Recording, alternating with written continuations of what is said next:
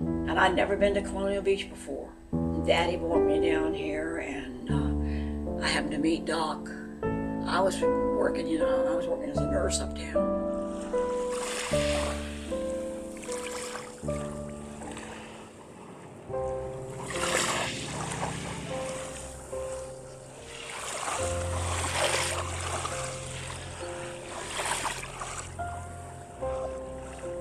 I think if it wasn't for my customers that I have, that I know, I would close.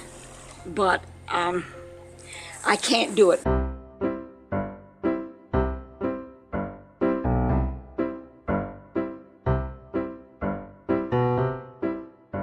Colonial Beach is still a small town, and that's what's good about it. And that's why, after my husband died last year, a couple of people said, well, are you gonna, go where your daughter lives, or are you gonna do this, or are you gonna do that? And I said, no, this is where I live. This is where it is. This was a place that people from DC, Maryland, and Richmond, this was their summer place at that time, because there again of the roads. You always get back to the roads.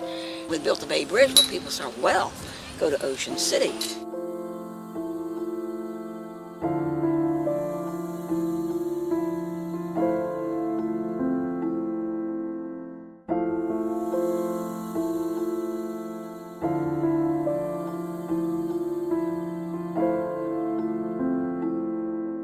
And I said, Dad, I got a vacation. Vacations were rare back then. I said, I got a whole week off. He says, well, let me think about it. And he came home a couple weeks later and he says, we're gonna go on a vacation. I said, where are we gonna go? He says, a place called Colonial Beach. We had never been here before. And because he had a job over at Dalgren, and so it was convenient for us to stay here. And I went down on the river shore, right down in front of the house here, with my sister and the lifeguard. I had met the lifeguard, and he introduced me to Doc, because Doc had come across the street to go swimming.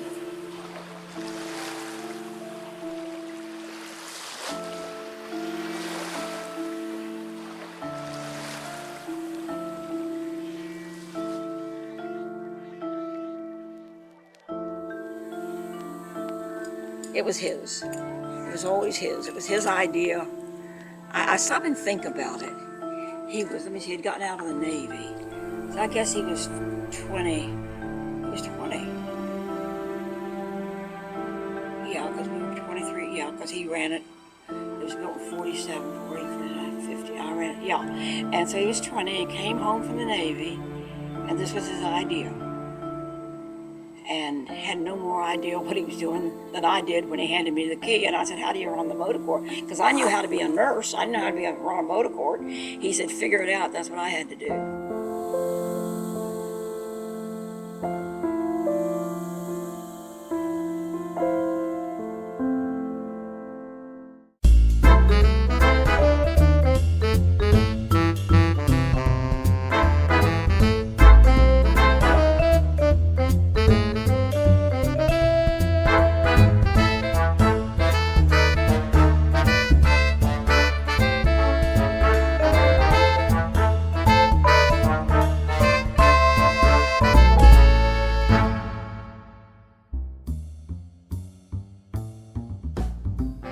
Some of them are kind of a cream color. At one time I had green and blue and pink. And I don't think I have any pink ones left. It works. What it is everything's light, and you can clean the rooms real good, real quick. And that seems to be what the customers like, because they keep coming back. And they send other people. So it must be some reason. No, I know the main reason is because the river is right there. I know why they come. I've got the best spot.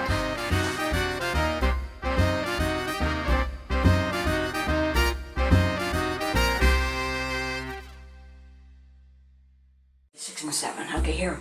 This is, oh yeah, this is this year. I don't use a computer. This is how I keep track of my customers. That's how I keep track of them. Okay, there's the front in the 50s. Oh, I know I'll give you a present. I'll give you something. I like this picture because these people say they were renting a room, and I'm in that picture. That's my head. Oh yeah, that's my original.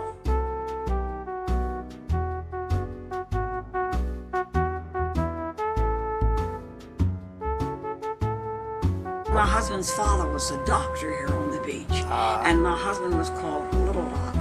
They had some crazy idea if they called him Little Doc, he'd become a doctor. He said never in his life would he become a doctor after he saw the way his father worked. And his dad said, okay, I'll sign the note, you pay for it. And so that's what we did. We paid it off in 10 years.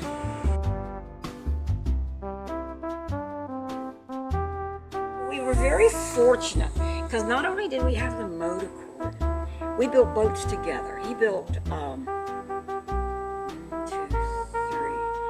he built a kayak, and then he built a speedboat. He built a 15-foot speedboat that would pull 5 skiers. Wow. And he built a little 23-foot cabin cruiser. And we built in that garage there, and we built a Mediterranean kayak. You know those boats, those sardine fishing boats you see in the Mediterranean? They have the ends up on them, they have eyes on the front of them. We built one of those.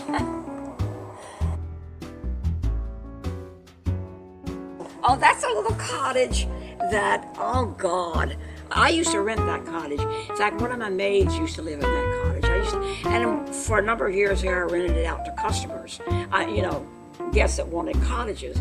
But then people started dying on me, and I ended up with all this stuff I had to put someplace. It's full of stuff. You want to see some stuff, and then then you gotta go, because I'll show you some stuff. These are the original, only 2 left of the original dressers that were in the rooms. And I had them down in my basement, and as you see, they got flooded. Now, don't pass out. Because this is where we built our boats. This was the boat building place. You ride that? It was dogs. No, I have a friend, the guy I was telling you about, that's been staying with me since he was 8, Chet. He came down and polished it all up, and I went and bought new tags for it. And when he comes down, he rides. It's a 76 Puck, which was made in Austria. They don't even make them anymore. And, okay, now, not many people can make this claim. See that styrofoam cooler? See those things up there? That's styrofoam that Doc and I made. You got these 2 liquids, and you put them in a cardboard box that you had waxed, and you poured so much of each liquid and stirred it for 15 seconds, and you put it in the cardboard box, and it would rise up. And that is really solid styrofoam. You have to cut it with a saw. It was supposed to go in the boat we were building in case it sank. But then after he got the boat built, he didn't want to use it.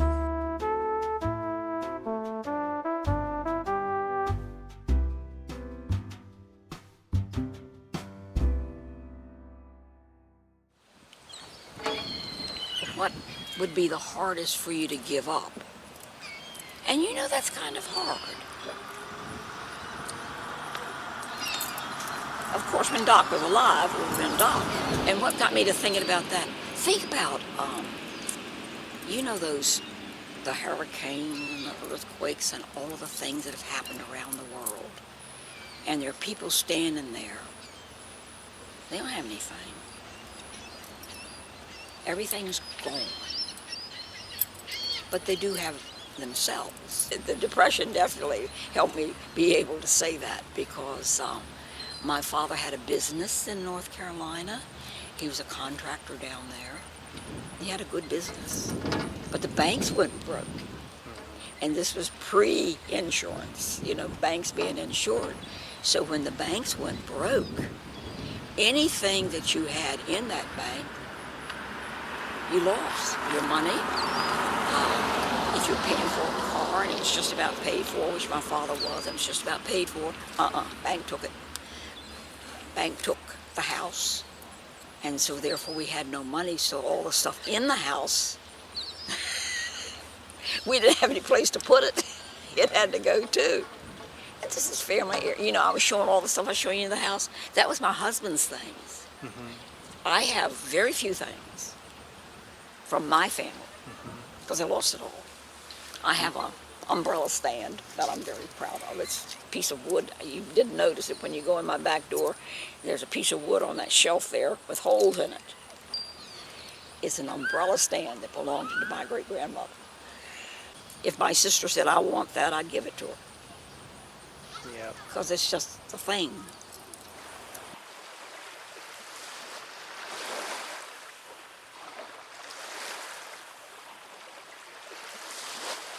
Fishing, they always like to fish. They fish off the end of the pier, and you know, you see so many changes. I can remember when water skiing was in. Oh, that was a thing to do, and they water skied all the time. But then jet skis came in. We even had a ski club here on the beach, and they would put on a show.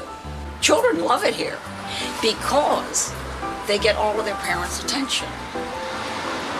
Oh, and the funniest thing, they have this gravel. I just put this in last year, the pea gravel. The kids love it. It's crazy. I came out one day and these kids were playing here, and they were burying one of them in the gravel. Because see, it's right there. It's a lot of gravel. And man, they had the other kid all covered up with gravel. They were having the best time. My guests come and they say, do you have microwaves and refrigerators and blah, blah, blah. I say, no, if you want to cook, go home.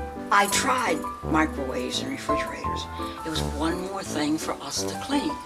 And I pride myself on my rooms being clean. If they really have to microwave something or have to cook something, I let them use my kitchen up there. I got a kitchen, and I have a cooker.